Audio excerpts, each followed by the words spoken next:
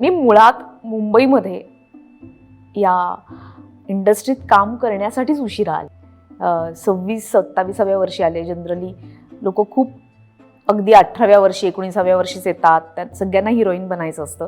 पण मी अशा वेळेला आले की जिथं शक्यता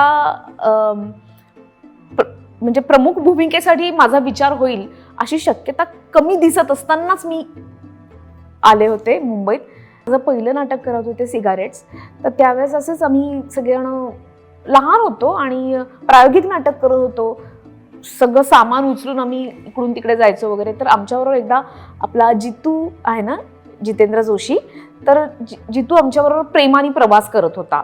त्यावेळेस तेव्हाही तो खूप फेमस होता, पण तो आमच्याबरोबर ट्रेननी येत होता. आणि त्यावेळेस तो मला म्हणाला होता की अनिता, मी तुला सांगतो, तुला ना तू थोडीशी मोठी हो, म्हणजे वयाने मोठी हो, 30-35ची झालीस ना की तुला काम मिळेल, तू निराश नको हो.